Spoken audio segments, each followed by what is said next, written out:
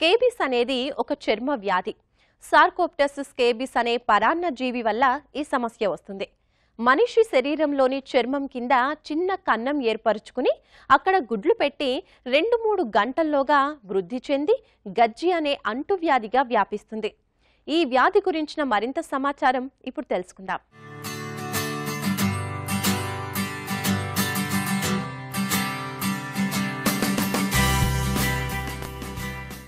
స్కాబిస్గా పిలిచే గజ్జి అనే చర్మ వ్యాధి సార్కోప్టస్ స్కాబిస్ అనే పరాన్న జీవి వలన సంక్రమిస్తుంది. స్కాబిస్ వ్యాధి లక్షణం ప్రథమ దశ దురదతో ప్రారంభమవుతుంది. ఈ వ్యాధి ఒకరి నుంచి మరొకరికి వివిధ మార్గాలలో సోకుతూ ఉంటుంది. ఒకవేళ చికిత్స పొందినా కూడా తిరిగి మళ్లీ వ్యాప్తి చెందే ప్రమాదం ఉంది. అందుకే దుస్తులు, పక్కబట్టలు, తువ్వాళ్లు వంటివి ఎప్పటికప్పుడు ఉతుక్కుని వాడుకోవడం ఉత్తమం. స్కాబిస్ వల్ల ఆపలేని దురద పుడుతుంది. రాత్రి వేళల్లో ఈ దురద విపరీత స్థాయిలో ఉంటుంది. స్కాబిస్ వ్యాధి చేతి వేళ్ల మధ్య గల చర్మం మరియు కాలివేళ్ల వద్ద, తొడల మధ్య, గజ్జలలో, చంకల మధ్య, మోకాలు, మోచేయి కింది భాగంలో, మణికట్టు వద్ద, ఇంకా పొత్తికడుపు వద్ద ఎక్కువగా వ్యాప్తి చెందుతాయి. అతి దగ్గరి సంబంధం కలిగి ఉన్నప్పుడు ఈ వ్యాధి సోకుతుంది. స్కేబిస్ అంటే గజ్జి అండి. గజ్జి అనేది మనం మామూలుగా ఎవరిలో చూస్తుంటామంటే కొంచెం లోయర్ సోషో ఎకనామిక్ గ్రూప్ లో ఎక్కువగా చూస్తాం. దీన్ని మన డెవలపింగ్ కంట్రీస్ లో ఎక్కువగా చూస్తుంటామండి. ఇది ఎందువలన వస్తుందంటే ఒక ఫీమేల్ మైట్ అండి, అంటే మన ఇన్సెక్ట్ లాంటిది అనమాట. సార్కోప్టస్ స్కేబి అంటాము. దాని వలన వస్తుంది అనమాట. ఇది చాలా కామన్ గా మనం చూసేది ఏంటంటే హాస్టల్స్ లో. అంటే ఏంటంటే ఆ హాస్టల్స్ లో ఎలా అంటేనండి, పిల్లలందరూ ఒక దగ్గర ఉన్నప్పుడు ఒకళ్ళకి వచ్చినా కూడా వేరే వాళ్ళకి రావడానికి అవకాశం ఉంటుంది. అలాగే క్లోజ్ గా నివసించి, అంటే ఇప్పుడు ఒక చిన్న ఇంట్లో ఎక్కువ మంది ఉండే వాళ్ళల్లో కూడా మనం ఎక్కువగా చూస్తుంటాం అనమాట.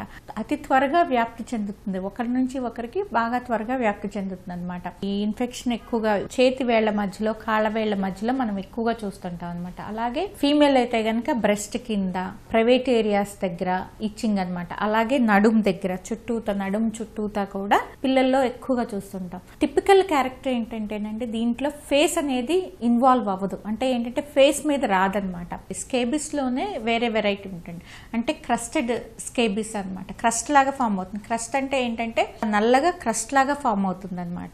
కొన్ని మిలియన్స్ ఉంటాయి ఆ క్రస్ట్ కింద. అంటే ఏంటంటే అది మోస్ట్ సివియర్ ఫామ్ అనమాట. ఈ వ్యాధి ఎక్కువగా హాస్పిటల్స్లో చికిత్స పొందుతున్న వారికి, బుద్ధిమాంద్యం ఉన్నవారికి, శారీరకంగా బలహీనులైన వారికి ప్రారంభమవుతుంది. ముఖ్యంగా వివిధ వ్యాధులతో బాధపడుతున్న వారిలో ఇది సోకే ప్రమాదం ఉంది. శరీరంపై ఈ వ్యాధి సోకిన కీటకాల ఆవాస ప్రాంతాలను చూసి పరీక్షించడం ద్వారా అక్కడ ఉన్న లక్షణాలను బట్టి గజ్జిని గుర్తించి నిర్ధారించవచ్చు. ఈ పరాన్నజీవులు వ్యాపించి ఉన్న ప్రాంతం నుంచి వాటిని బయటకు రప్పించేందుకు మరిగే వేడి నీటిలో పరిశుభ్రపరిచిన సూదిని గుచ్చి ఆ పుండ్లలోని రసిని తీసేస్తారు. అనేక రకాల లోషన్స్ను, ముఖ్యంగా 5% పెరిమిథిన్ కలిగిన మందులను శరీరం మీద పూతగా పూయడం ద్వారా గజ్జిని కట్టడి చేయవచ్చు. ఈ మందును శరీరం మీద పూసి సుమారు 12 నుండి 24 గంటల వరకు ఉంచాలి. ఈ మందును శరీరమంతా ఒక్కసారి పూస్తే చాలు. ఒకవేళ ఈ సూక్ష్మజీవులు వారం తర్వాత కూడా శరీరం మీద ఇంకా జీవించి ఉంటే అప్పుడు స్కాబిసైడ్ను తిరిగి రాయాలి. ఆ సమయంలో క్యాలమైన్ లేదా యాంటీహిస్తమిన్ మందులను పూతగా పూయడం ద్వారా కూడా దురద నుంచి ఉపశమనం లభిస్తుంది. ఇప్పుడు మన పిల్లల్లో స్కేబిస్ లక్షణాలు కనుక మనం గమనిస్తే, మనం స్కూలు ఒక 1 వీక్ స్కూల్ పిల్లల్ని పంపించుకోకుండా ఉండడం అనేది చాలా మంచి పద్ధతి అండి. అంటే ఏంటంటే మన పిల్లల్ని పంపించడం వల్ల వేరే పిల్లలు ఎఫెక్ట్ అవ్వడానికి ఎక్కువగా అవకాశం ఉంటుంది.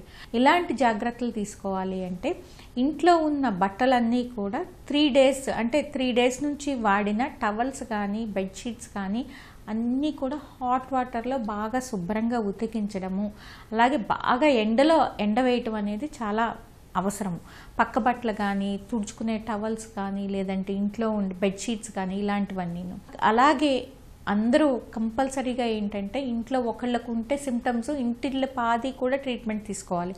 ఇలాంటి ట్రీట్మెంట్ తీసుకోవాలి అంటే కనుక మనం పర్మెత్రిన్ అనే క్రీమ్ ఉంటుందండి. అది నెక్ దగ్గర నుంచి, అంటే ఈ భాగం నుంచి కింద కాలు వరకు థిక్ లేయర్లో, అంటే ఏంటంటే ఎక్కడ ఏ ఏరియా కూడా మిస్ అవ్వకుండా ప్రతిదీ రాసేయాలన్నమాట. ఎస్పెషల్లీ ఈ క్రస్ట్ ఫార్మ్ ఆఫ్ స్కేబిస్ ఉన్న వాళ్ళకి ఐవర్మెక్టల్ అనే ట్యాబ్లెట్ ఉంటుందన్నమాట. అది మన బాడీ వెయిట్ని బట్టి మన డోస్ని నిర్ణయిస్తాము. 6 years లోపల పిల్లలకైతే ఓరల్ ట్యాబ్లెట్స్ అవాయిడ్ చేస్తాం. 6 years దాటిన తర్వాత పిల్లలకి పెద్దవారికి కూడా సింగిల్ డోస్ ఆఫ్ ఐవర్మెక్టిన్ ఇస్తే కనుక చాలా వరకు ఈ మైట్లన్నీ చనిపోవడానికి అవకాశం ఉంటుంది. గజ్జి వ్యాధి నివారణ కంటే నియంత్రణే సరైన మార్గం. దీనికోసం మనం పరిశుభ్రత పాటించడం చాలా అవసరం. రోజూ స్నానం చేయాలి. ఉతికిన దుస్తులు మాత్రమే ధరించాలి. ఒకరి దుస్తులను మరొకరు ధరించడం చేయకూడదు. ఈ వ్యాధి సోకిన కుటుంబంలో అందరూ ఒకేసారి చికిత్స పొందాలి. ఇక కుటుంబంలో ఎవరికైనా గజ్జి ఉందని తెలిస్తే అతని దుస్తులు, అతను వాడిన పక్కబట్టలు బాగా మరిగించిన వేడి నీటిలో తడిపి ఉతికి ఎండలో ఆరవేయాలి. ఈ జాగ్రత్తలు పాటిస్తూ ఉండడం వలన కుటుంబంలో ఒకరి నుంచి మరొకరికి ఈ వ్యాధి వ్యాప్తి చెందే ప్రమాదం ఉండదు. ఫలితంగా చికిత్స తీసుకుని అందరికీ రాకుండా తొందరగా తగ్గించుకునే వీలు కలుగుతుంది.